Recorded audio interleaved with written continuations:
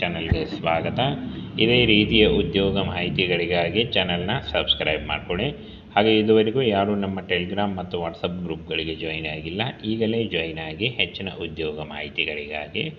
Friends, ಇಲ್ಲಿ ಕಾಣಿಸ್ತಾ ಇದೆ ನೋಡಿ, ಹಾಸ್ಟೆಲ್ ರಿಕ್ರೂಟ್ಮೆಂಟ್ ಅಂತ ಕೊಡ್ತಾರೆ. ಹಿಂದುಳಿದ ವರ್ಗಗಳ ಕಲ್ಯಾಣ ಇಲಾಖೆಯಿಂದ ಹಾಸ್ಟೆಲ್ಗಳಲ್ಲಿ ಬೃಹತ್ ನೇಮಕಾತಿ ನಡೀತಾ ಇದೆ.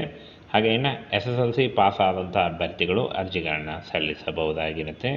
ಸಂಪೂರ್ಣವಾಗಿ ಕಾಯಂ ಉದ್ಯೋಗಗಳಾಗಿರ್ತವೆ. ಹಾಗೆ ಕರ್ನಾಟಕ ಸರ್ಕಾರಿ ಉದ್ಯೋಗಗಳಾಗಿರ್ತವೆ ನೋಡಿ. ಹಿಂದುಳಿದ ವರ್ಗಗಳ ಕಲ್ಯಾಣ ಇಲಾಖೆಯ ಹಾಸ್ಟೆಲ್ಗಳಲ್ಲಿ ಖಾಲಿ ಇರತಕ್ಕಂಥ ಹುದ್ದೆಗಳಿಗೆ ನೇಮಕಾತಿ ನಡೀತಾ ಇದೆ.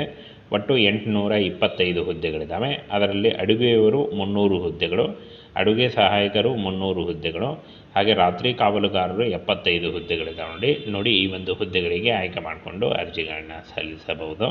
ಹಾಗೆ ಇನ್ನು ಫ್ರೆಂಡ್ಸ್, ಈ ಒಂದು ಹುದ್ದೆಗಳಿಗೆ ಅರ್ಜಿ ಸಲ್ಲಿಸುವಂಥ ಅಭ್ಯರ್ಥಿಗಳು ನಿಲಯ ಪಾಲಕರು ಹುದ್ದೆಗಳಿಗೆ BEd ಮಾಡಿದಂಥ ಅಭ್ಯರ್ಥಿಗಳು ಅರ್ಜಿಗಳನ್ನು ಸಲ್ಲಿಸಬಹುದು.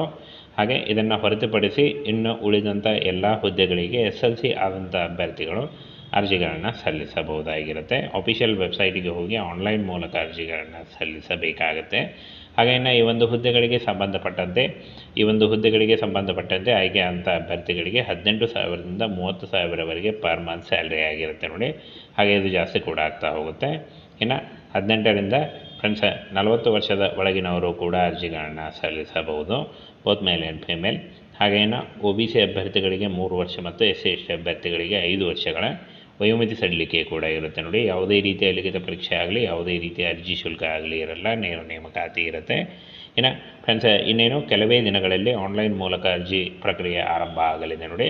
ಇಲಾಖೆಯ ಮೂಲಗಳು ತಿಳಿಸಿ ಅಧಿಕೃತ ಅಧಿಸೂಚನೆ ಬಿಡುಗಡೆಯಾಗಿ, ಹಾಗೆ ಆ ಬಳಿಕ ಇಲ್ಲಿ ನೋಡಿ, ಅಧಿಕೃತ ಅಧಿಸೂಚನೆ ಬಿಡುಗಡೆಯಾದಂಥ ನಂತರ ಬಳಿಕ ಆಸಕ್ತ ಅಭ್ಯರ್ಥಿಗಳು ಇಲಾಖೆಯ ವೆಬ್ಸೈಟಿಗೆ ಹೋಗಿ ಅರ್ಜಿಗಳನ್ನು ಸಲ್ಲಿಸಬೇಕಾಗತ್ತೆ.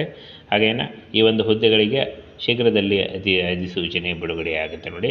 ಇನ್ನು ಈ ಒಂದು ಹುದ್ದೆಗಳಿಗೆ ಅರ್ಜಿ ಸಲ್ಲಿಕೆ ಶುರುವಾಗಿಲ್ಲ, ಇನ್ನೇನು ಕೆಲವೇ ದಿನಗಳಲ್ಲಿ ಈ ಒಂದು ಹುದ್ದೆಗಳಿಗೆ ಅರ್ಜಿ ಸಲ್ಲಿಕೆ ಕೂಡ ಬಿಡುಗಡೆಯಾಗುತ್ತೆ ನೋಡಿ. ಈ ಒಂದು ಮಾಹಿತಿ ನೋಡಿ, SLC, PUC ಹಾಗೂ ಡಿಗ್ರಿ ಆದಂಥ ಬೋತ್ ಮೇಲ್ ಆ್ಯಂಡ್ ಫಿಮೇಲ್ ಅರ್ಜಿಗಳನ್ನು ಸಲ್ಲಿಸಬಹುದಾಗಿರುತ್ತೆ.